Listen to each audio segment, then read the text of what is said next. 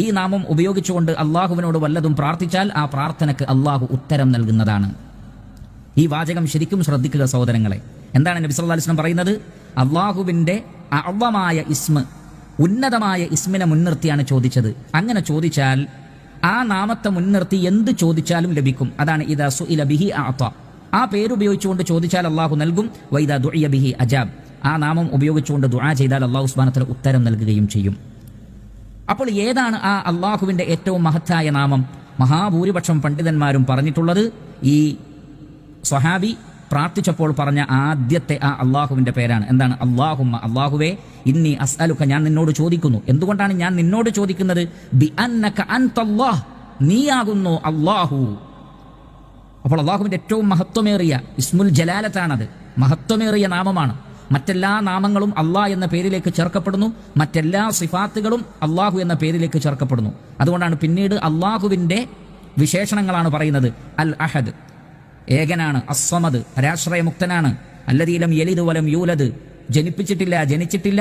വലം യകുല്ലഹു കുഫുവൻ അഹദ്, തുല്യനായി വേറെ ആരുമില്ല. അതുകൊണ്ട് ഉലമാക്കൾ പറയുന്നത് അള്ളാഹ് എന്ന നാമം ഉപയോഗിച്ചുകൊണ്ട്, ഇതേപോലെയുള്ള വാക്കുകൾ ഉപയോഗിച്ചുകൊണ്ട് പ്രാർത്ഥിക്കുക. ഇസ്മുല്ലാഹിൽ അഅ്ളം എന്ന് പറഞ്ഞാൽ അള്ളാഹുവാണ്.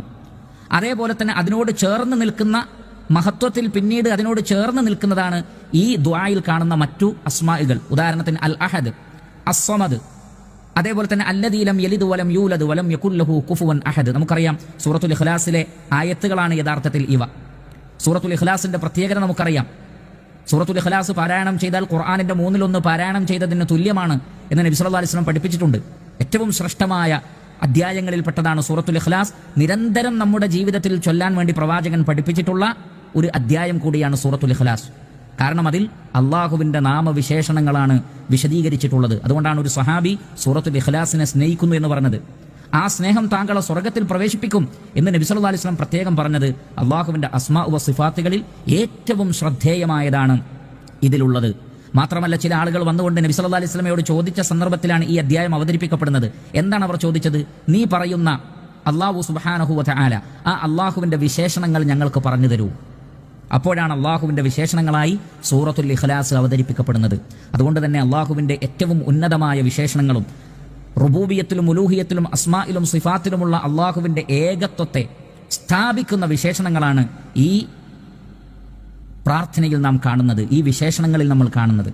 അതുകൊണ്ട് സഹോദരങ്ങളെ, നമ്മൾ ദുആ ചെയ്യുമ്പോൾ, വേറെ ഏത് കാര്യങ്ങൾ ദുആ ചെയ്യുകയാണെങ്കിലും ഇത്തരം വാക്കുകൾ കൊണ്ട് തുടങ്ങിയാൽ ആ പ്രാർത്ഥനയ്ക്ക് ഉത്തരം കിട്ടുമെന്നാണ് മനസ്സിലാക്കാൻ സാധിക്കുന്നത്.